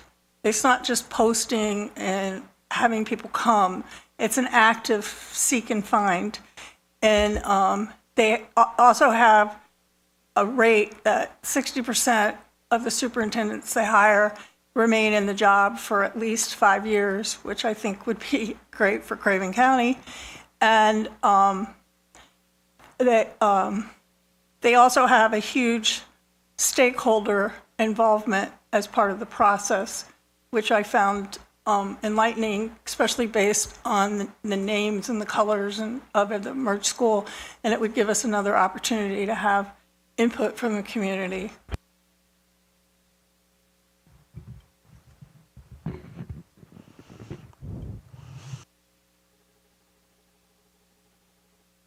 I will say also about the McPherson and Jacobson group, they have recently done superintendent searches in the state of North Carolina. That Yes, was Ms. Kitzinger? That was kind of going to be one of the things, my main thing to point out is that most of these are McPherson, they're from Nebraska. The one we received last night is from Illinois. Zeal is from Delaware. Developmental is the only other one in North Carolina. They're in Chapel Hill, and they have been for 30 years. So I just I'm not comfortable, and I don't agree with hiring someone that is not even from our state. I don't like that idea. So my 2 choices would be, the School Board Association or developmental from Chapel Hill. Thank you.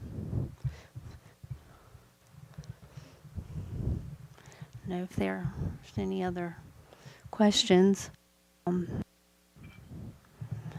I would entertain a motion to accept one of the firms if the board is so inclined to do that. And if not, if you would offer up a suggestion for, yes, Ms. Kitzinger. Can I also point out the cost? Okay, so obviously the School Board Association, their range is going to be from 19 to like 21, 22,000. Developmental, they had a breakdown of their cost is going to be about $27,600, and then there's going to be about $350 an hour. Their advertising is going to be about $1,500 to $2,000. So they broke it down a little bit. And also, what I really liked about them was that they do what's called a psychological inventory during their process. And that's where they're going to look at a candidate's emotional intelligence, which I find really important. And that's going to look at things such as problem solving, assertiveness, their decision-making process, their self-awareness. And I think whoever we choose to lead our schools, those are really important skills. And I think, we are not best to assess that. I want other people to assess that and then for us to see that during an interview with us. I think that's a really important aspect that needs to be looked at, and I didn't see that in any of the other proposals beyond their professional ability. Who are they on the inside? Can they provide empathy to their employees? And I think in education, self-awareness and emotional intelligence is highly important. And then McPherson, I read something during their proposal that said they can only guarantee their services for 2 years. And if the candidate, for some reason, doesn't work out, they will provide the service at no additional fee except for actual cost or whatever. It didn't make sense. Yeah, so 2-year guarantee I'm not okay. I don't like that. Zeal, they will do a leadership profile, which I guess is, they'll look at a leadership style and their decision-making tendencies and their strengths, that's important. But are they also going to look at whether the person has flexibility and empathy and also the emotional side of who you are as a leader? But their baseline is $32,000. So I did look at the cost. I'm not just looking at location. I don't want anyone to take it that way. But I still have the two choices of developmental from Chapel Hill and the School Board Association, just because the School Board Association is local. But my top choice is developmental.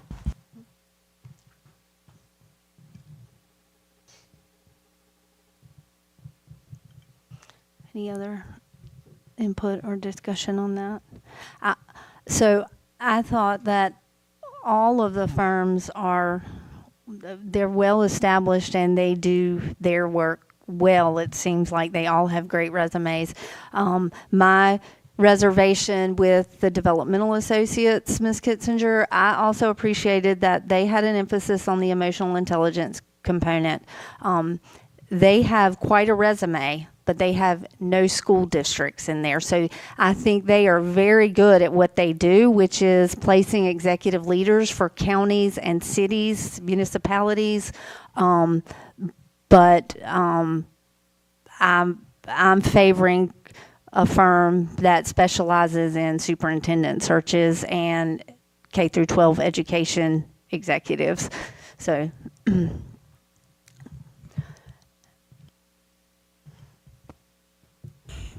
And I had thought about where the firms are not too hard, but I did think about it. I thought we were it was good that we were going to do a nationwide search, which is what we had talked about, and not just limiting it to North Carolina. So the fact that the firm wasn't in North Carolina didn't seem to me to be that big a deal. Again, McPherson, the one I have already said is my first choice, they just picked one in Cumberland, is it? McPherson and Jacobson just did the placement of the superintendent in Cumberland County. Right, and the fact that over 60% of the people they've helped place remain in place for over 5 years is an exceedingly good point, and that was my driving point. Yes, That Ms. Mason also is my consideration. They have a great track record from McPherson, and that means a lot. We need that in this district, so. Mr. Kirkman or Ms. Davis?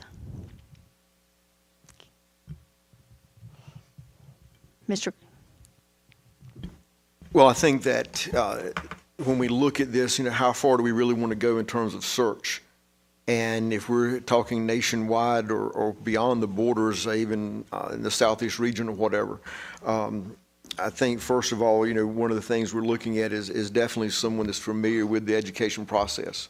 I think the firm out of Chapel Hill may have some things to offer, but looking at it in terms of being able to understand education, because education is a whole different animal than a lot of businesses and that sort of thing because of the component of leadership of people and not just a widget that we're producing or whatever the case may be. The other part of that is you've got others that on here that have possibilities. You have, you look at your cost with this and that sort of thing. You're looking at your track record. I think I would lean toward McPherson first with that. We've used one of these in the past. If not on one occasion, maybe even in more than that. Maybe it's time that we look some other options with that rather than in this particular one.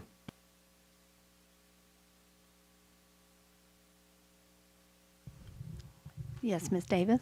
I mean, I would just agree with that. My only issue was the Chapel Hill thing. You had some good points, Lauren, but they don't have any school district experience. My choice would be McPherson, and then second would be North Carolina School. Thank you. And I would. I'll make a motion to accept the McPherson proposal. I'm sorry, can you say that again? I make a motion to accept the McPherson proposal. Okay. Second. Second from Mr. Kirkman. Is there any additional discussion on that? Hearing none, I would ask Ms. Nelder to please take a roll call vote.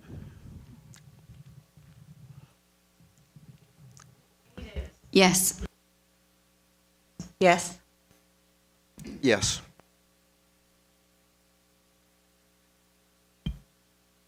Yes. Yes. Yes. Thank you. So we will proceed to the next step of notifying McPherson and Jacobson that our board accepted their proposal to facilitate our superintendent search. For the benefit of the public, the board will be working on a timeline over the next weeks, and next month we should have an update on the timeline of that. And we still, again, the proposal that was given to us by all the firms are negotiable, and we have specific elements that we will be negotiating with them before next month's meeting. Madam Chair, if I may. Yes, sir. In moving forward in this process, and as we begin working with this particular firm and other things, we certainly need to be sure and keep in mind and note Ms. Ketchinger's concerns and recommendations in there, that as we begin, especially in the interviewing process, that we look at those qualities, and that may be something we need to address as we put together our timeline, how we want to be able to address those needs and concerns and what have you in selection of our next superintendent. Thank you, Mr. Kirkman. So I will say, I guess also for the benefit of the public, that our board does intend to seek community feedback, and we have various steps of getting feedback and building up the leadership profile for the superintendent. And we will have more on that as our board works through that process. So.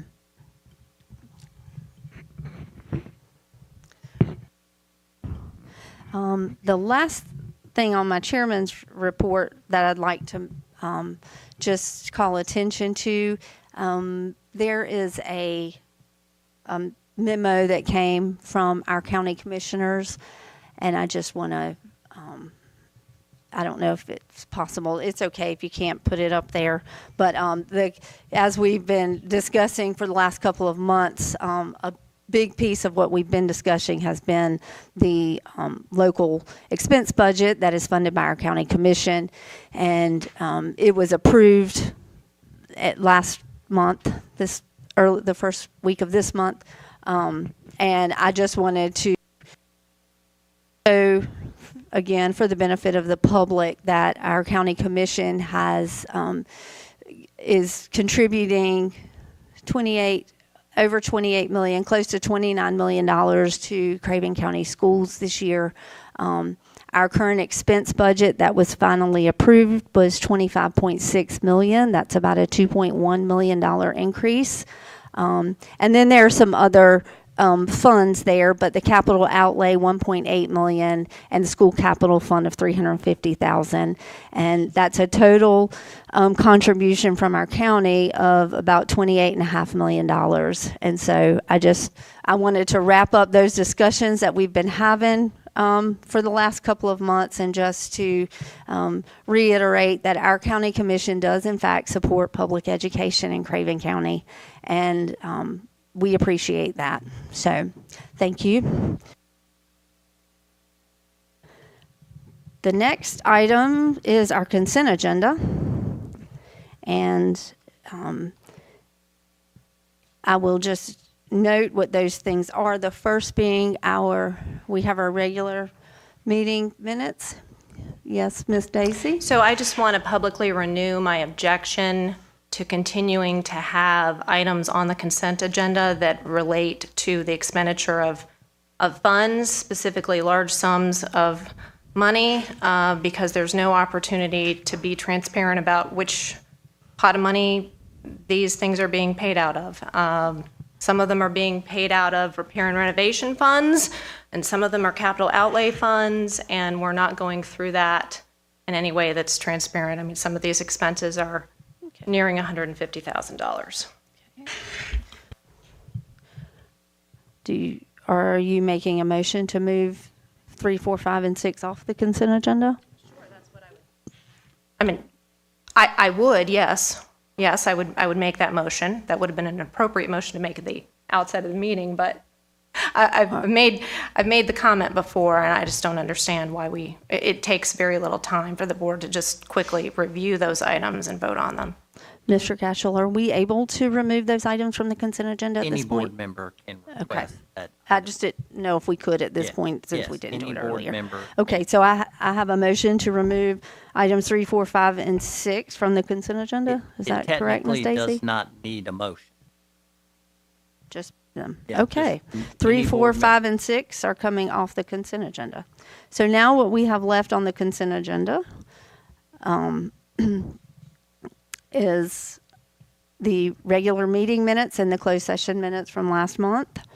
The second read policies that we mentioned earlier, and the policies with technical or conforming changes. And all of those policy changes were things that were passed to us from the School Boards Association. So I would entertain a motion to accept the items on the consent agenda as presented. Motion. Have a motion. Do I have a second? Second. Have a second from Ms. Davis. All in favor of accepting the consent agenda minus items 3, 4, 5, and 6, please signify by raising your right hand. That's everyone. Thank you. And before we move into closed session, I would like us to address these items 3, 4, 5, and 6. So item 3 is the Tucker Creek Middle School painting bid. Is there an attachment or something? I don't know. Yeah.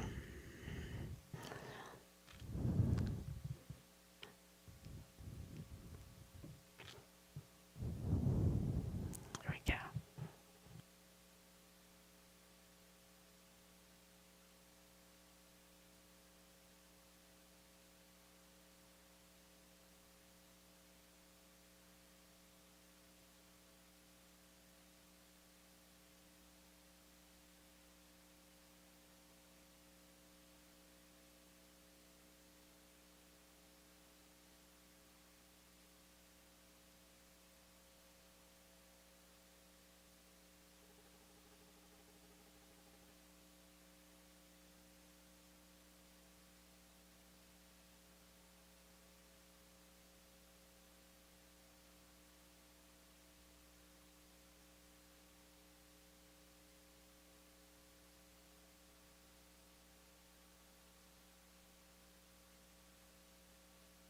So here's the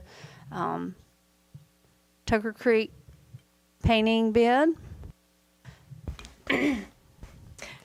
Yes, Ms. Stacy? So Ms. Kitzinger just raised a question, and it was, given that we now have 3 colors we're painting, does that change, that doesn't change anything presumably?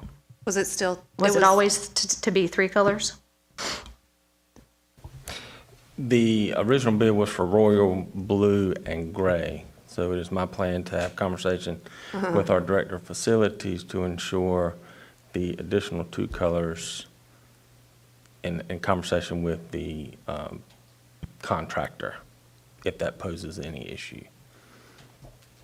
And again, just for clarification, this painting is for the existing school, to try to do that in conjunction with the expansion project. So at the summer of 2027, it's all the same. So do we need to put this off?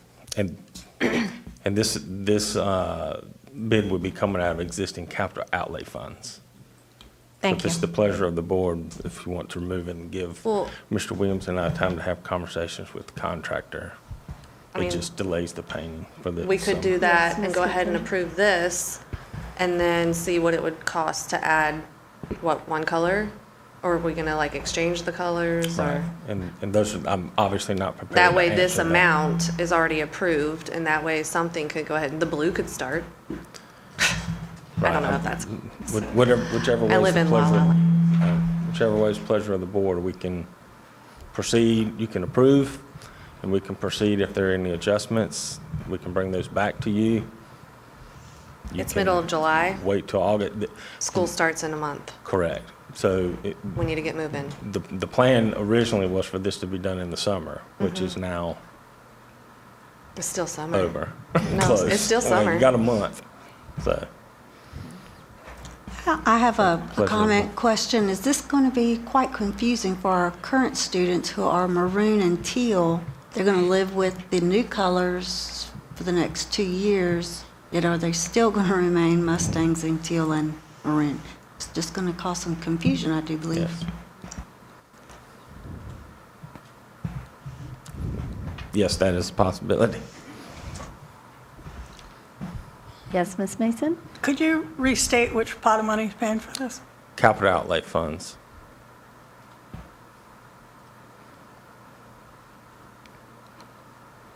So do I have a motion to approve this painting bid as presented, realizing that there might be a modification once we find out that the 3rd color?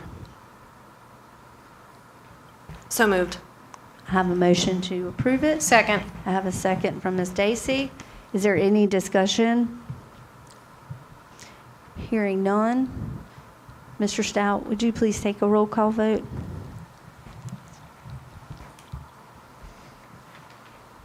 Ms. Jennifer Dacey? Yes.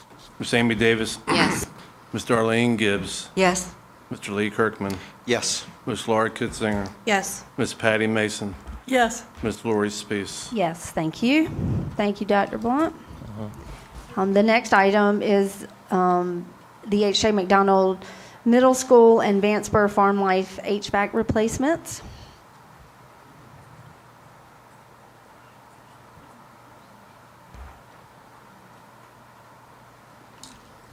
Members of the board, both of these projects will be funded through the North Carolina Lottery Repair and Renovation Funds, which are funds set aside specifically for repair and renovations. Are there any questions from Dr. Blunt? Yes, Ms. Stacy? Right, so these are funds that come to us via the county, correct? And Mr. Williams has already, you all have already gone to the county and they've approved, Yes, ma'am. They come from the state, but they flow through the county. correct? So we have to go and ask for money that's ours, right? Which we've already done. We've already done that. Okay, thank you. There are no other questions for Dr. Blunt. I'm going to entertain a motion to accept this proposal for the HVAC replacements at H.J. McDonald and Vanceboro Farm Life as presented. Motion. Have a motion from Ms. Mason. Do I have a second? Second. Have a second from Ms. Davis. Is there any additional discussion? Hearing none. Mr. Stout, would you please take a roll call vote? Ms. Jennifer Dacey? Yes. Ms. Amy Davis? Yes. Ms. Darlene Gibbs? Yes. Mr. Lee Kirkman, Yes. Ms. Lauren Kitzinger, Yes. Ms. Patty Mason, Yes. Ms. Lori Spees. Yes, thank you. Next is the Trent Park Elementary gym roof restoration. Back to you, Dr. Blunt. The Trent Park gym roof will be paid out of existing capital outlay funds. Are any other questions for Dr. Blunt on this one? Hearing none, I would entertain a motion to approve the proposal for the Trent Park Elementary roof project. So moved.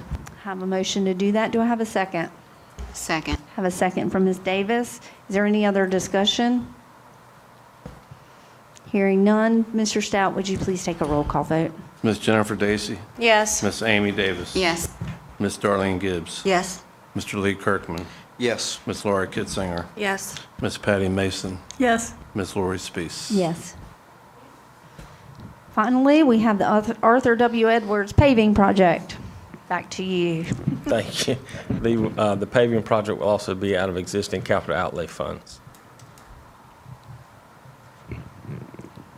Are there any other questions for Dr. Blunt on this one? I noticed that Yes. sorry, I noticed that the attachment, it says that the locations are also, it's also at Vanceboro Farm Life. So is it at both? Oh, that's right. Right. So we're getting more money. You bid both of them at the same time last year.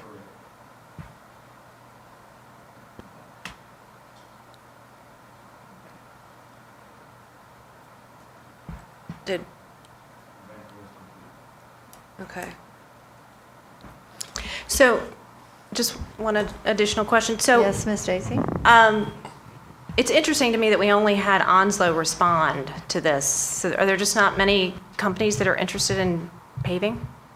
I mean, aren't there a lot of paving contractors around, but they just don't want to work for us? Are we not paying enough? Is that what the problem is? They can't compete with Onslow prices. Okay. They'll ask, like, Onslow on the tab to be provided in. Okay. All right. Thank you. Any other questions? Hearing none. I had asked for a clarification. I didn't quite hear the answer to Ms. Kissinger's question that it's, Vanceboro was already done. They bid for them at the same time. They only did Vanceboro last year. So now they're doing Arthur Edwards. I'm old and hard of hearing. I make a motion to approve. Motion. Second. And I have a second. Is there any discussion? Hearing none. Mr. Stout, would you please take a roll call vote? Ms. Jennifer Dacy. Yes. Ms. Amy Davis. Yes. Ms. Darlene Gibbs. Yes. Mr. Lee Kirkman, Yes. Ms. Lauren Kitzinger, Yes. Ms. Patty Mason, Yes. Ms. Lori Spees. Yes. At this time, I would entertain a motion to go into closed session. So moved. Second. If we can take a break first. I would entertain that we go. I'm sorry. I would entertain a motion that we go into closed session to enter pursuant to North Carolina General Statute 143, 318, 11A3, and A6 to consult with an attorney in order to protect the attorney-client privilege between the attorney and the public body and to consider the qualifications, competence, performance, or condition of appointment of a public officer or employee or prospective public officer or employee. I would entertain a motion to do that. So moved. I have a motion from Ms. Kitzinger. Second. And I have a second from Ms. Davis. All in favor, please signify by raising of your right hand. That is everyone. The board is in closed session.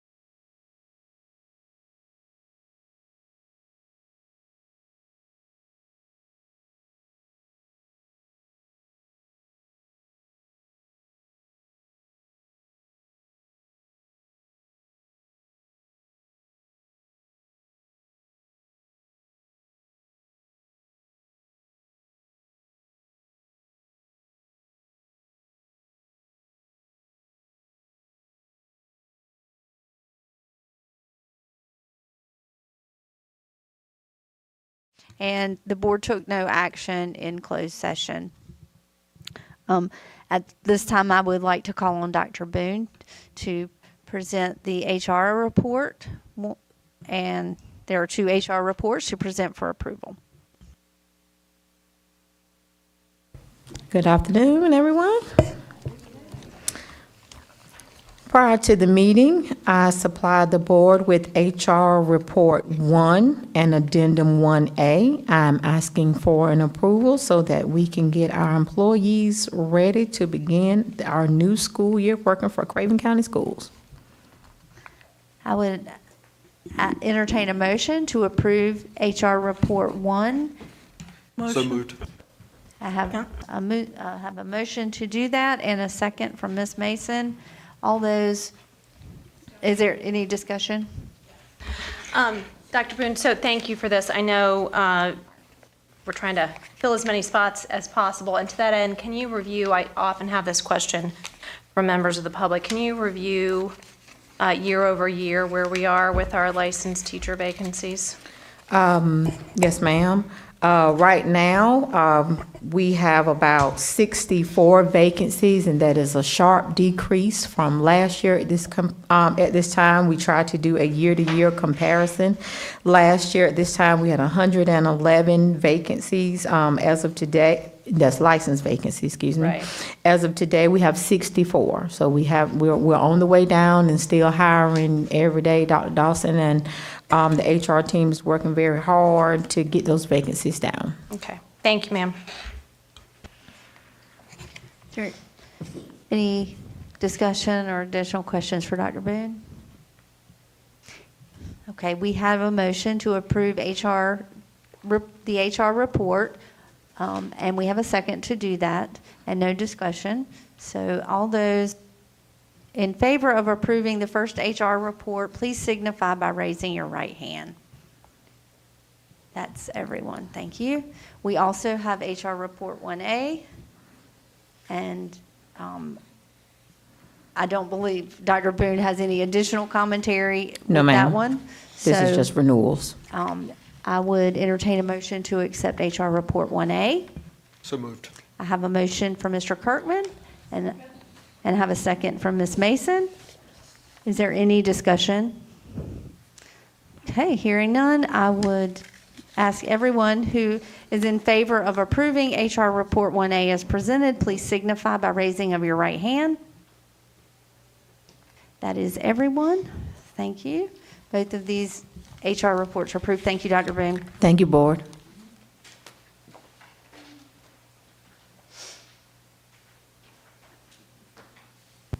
That's the last official order of business on the agenda. I would now open it up to board members to share comments or information from their districts.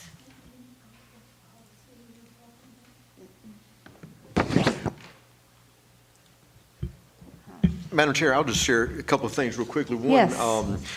I know we had new folks working with us today with technology and what have you, and several comments about things much clearer, can hear better, that sort of thing on that. Secondly, a lot of folks don't understand that school really runs 12 months out of the year.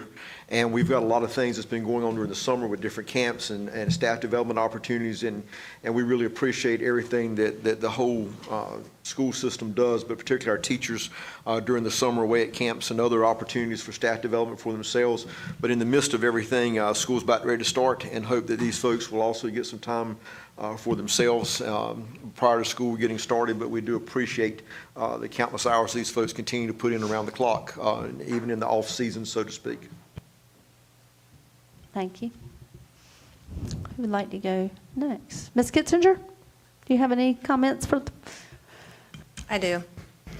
I always talk about TSA, Technology Student Association, so I'm gonna talk about them. They, as most, I've already mentioned, so I don't want to say most people know, but back in April, TSA from Tucker Creek went to state competition in Greensboro, and those students who placed first there went to nationals from June 27th to July 1st, and that was held in Nashville, Tennessee. So first, I want to shout out to Miss Dina Thompson. It's her first year as the advisor of TSA at Tucker Creek. She's done a phenomenal job. She's been a parent of a TSA student for a couple years. She's been a teacher at Tucker Creek, and this is her first year as the actual head advisor, and she's done wonderful, along with Miss Mesa. They took it over from Miss Guthrie, who's now at Early College East. But they're just amazing women, and I think they're incredible. And my son was in TSA this year, and so I got to know them a little bit more, and I think they're just fantastic. And they have taken this and done a lot of great things with these students. And I think for Ms. Thompson to have 7 students from this group go to nationals, to include her own son, is pretty special. So I'm gonna just name what these kids did at nationals and talk a little bit about it. And this information is coming from Ms. Thompson and also Ms. Guthrie.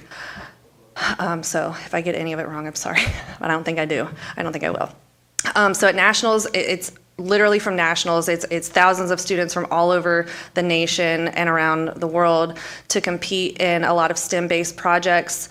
Let's see. Okay, so all 7 students competed in numerous competitions. So in the event of mechanical engineering, we had Travis Elder and Brian Thompson placed first in the nation in mechanical engineering. They designed a mousetrap car driven by force generated from a standard mousetrap that would travel over 10 feet and then reverse and stop at 7 feet past the starting line. They only had 2 attempts and stopped on the target with both attempts. In addition, they had to develop an extensive portfolio of the engineering design process with CAD drawings and explain their process during an interview with the judges. This is very difficult. I only saw it briefly at States, but it is very, very hard. It's literally going forward and backwards, and then it just has to stop. And that they're doing this from nothing. They're creating it from nothing. And so that's incredible. And they got first in the nation for this. And so then in digital photography, Sarah Vanover was 3rd in the nation. She had a preliminary portfolio which was submitted demonstrating her understanding of photography principles as well as her artistic decisions with editing the photographs. At nationals, the students have an on-site challenge with an additional portfolio created under tight time restrictions as well as an interview. And then we also had Brian Thompson, Ms. Thompson's son. He placed as a top 10 national finalist. Hold on, let me go down to this email. In flight. He was the only middle school student in the state of North Carolina to achieve the Gold Achievement Award. And his top 10 finalist position in flight, where the plane is made of balsa wood for preliminary judging, and then the top 20 entries from this, they had to build a brand new plane in under 45 minutes, and then you fly them, and it's based on the longest flight times.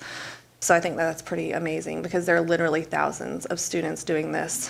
Just when we went to States, we're all crammed into a hotel for days, and it was very claustrophobic, so I can't even imagine going to nationals. But these minds they're brilliant minds on these young children and young adults, I'm sorry. They're incredible students, and their parents are there to support them. They get to have some fun, of course. But some of them are 8th graders, and they've been doing the 6th, 7th, and 8th grade. And if they go to the Early College East, they'll get to do it as well. But when they go to Havelock High School, I don't think they'll get to do that. But it's really cool to see this stuff in action. So I'm really proud of them. Thank you. That's my thing. Sorry. Good. Ms. Davis, do you have anything to share? I'll just say, Mr. Kirkman, about the video and everything today, I've gotten several messages about the sound, and the quality is very good. Ms. Gibbs? No? Ms. Dacey? Thanks. I'll just congratulate the TSA students again. And I know that there's a lot of work that goes into all of that, and lots of recognition. And so glad we were able to get that in this meeting, and just hope that our teachers and staff enjoy what is what little bit is left of their summer, because the next time we're here, the school year will be upon us, so that's all. Thank you. Ms. Mason? And I don't have anything specific out of my district, but I want to thank the members of the public who have joined in on the live stream and the ones who were here with us most of the day today. I also hope everyone has what's left of the summer is enjoyable to you. So if there's no other orders of business, I would entertain a motion to adjourn. So moved. Got one from Ms. Stacy. Do I have a second to Second. adjourn? One from Ms. Davis. All in favor of adjourning? Raising your right hand. That's all of us. Thank you. We are adjourned.